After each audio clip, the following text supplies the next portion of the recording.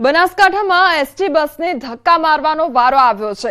ભાભર બસ સ્ટેન્ડમાં મુસાફરોએ બસને ધક્કા માર્યા તો બસ ચાલુ કરવા માટે મુસાફરો કામે લાગ્યા હતા। ભાભર અમદાવાદ બસને મુસાફરોએ ધક્કા લગાવ્યા હતા। એક બાજુ ભાડુમાં વધારો કરવામાં આવી રહ્યો છે અને બીજી બાજુ બસને ધક્કા મારવાના દ્રશ્યો સામે આવ્યા છે। ભાડામાં 10% વધારો લાગુ થયા બાદ બસને ધક્કા મારવા પડે એ મુસાફરો માટે બેવડો માર છે।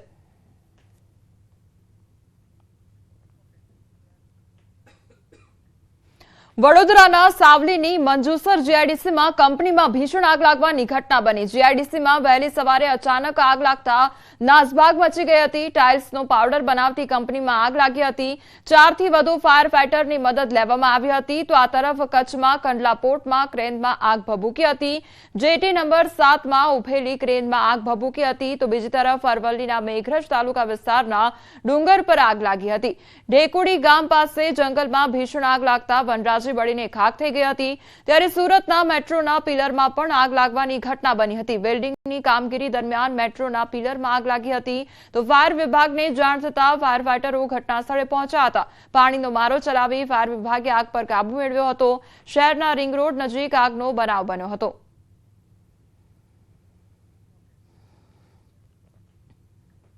દાહોદમાં આરોગ્ય કર્મચારીઓને ફરજ મુક્ત કરવામાં આવ્યા છે ત્યારે હડતાળ પર ઉતરેલા કર્મચારીઓ સામે કાર્યવાહી કરવામાં આવી છે। 561 આરોગ્ય કર્મીઓને ફરજ મુક્ત કરવામાં આવ્યા છે। દાહોદ ખાતેથી આરોગ્ય કર્મચારીઓ દ્વારા તંત્ર સામે રોષ વ્યક્ત કરવામાં આવ્યો હતો। ગ્રેડ પે સહિત માંગણીઓ માટે આરોગ્ય કર્મચારીઓ હડતાળ પર ઉતર્યા હતા। આરોગ્ય કર્મચારીઓ દ્વારા પોતાની માંગણીઓ સરકાર સ્વીકાર કરે અને પરત કામગીરી પર જોડે તેવી માંગ કરવામાં આવી છે।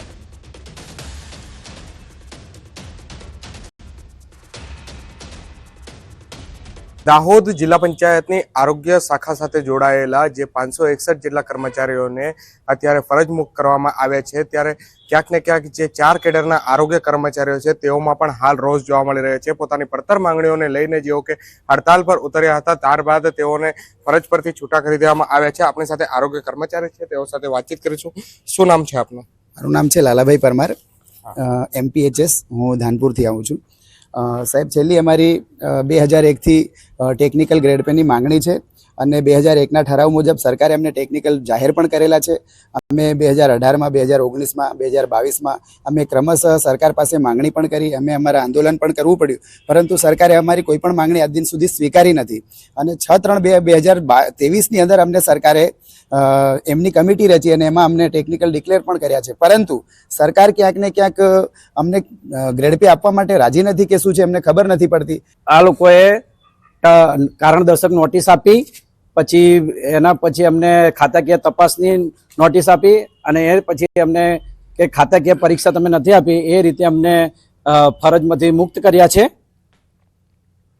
આ તરફ ગાંધીનગરમાં વ્યાયામ શિક્ષકોનો વિરોધ યથાવત જોવા મળ્યો છે। આંદોલનનો આજે 14મો દિવસ છે। આજે 14મા દિવસે વ્યાયામ શિક્ષકોએ સૂર્ય નમસ્કાર કરી વિરોધ પ્રદર્શન નોંધાવ્યો હતો।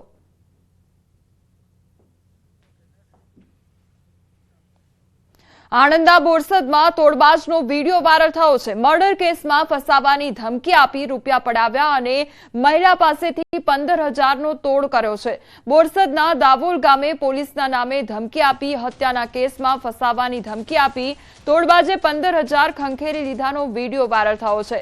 દાવોલ ગામની મહિલાના પતિએ અકસ્માત સર્જ્યો હતો અને અકસ્માતમાં ઇજાગ્રસ્ત યુવકનું મોત નીપજ્યું હતું, જે અંગે બોરસદ ગ્રામ્ય પોલીસમાં અકસ્માતે મોતનો ગુનો નોંધવામાં આવ્યો હતો।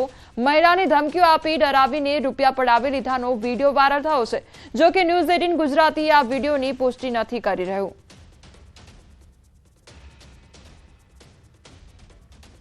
બનાસકાંઠામાં રિક્ષા ચોરીનો ભેદ ઉકેલાયો છે। ચોરાયેલી 8 રિક્ષા સાથે આરોપી ઝડપાયો હતો।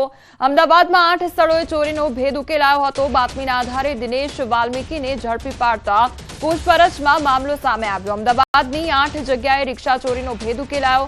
આરોપી સાથે 11.60 લાખનો મુદ્દામાલ કબજે કરી આગળની કાર્યવાહી શરૂ કરવામાં આવી છે। આરોપી કાંકરેજના વડા ગામનો અને હાલ અમદાવાદ હેબતપુરાનો રહેવાસી છે।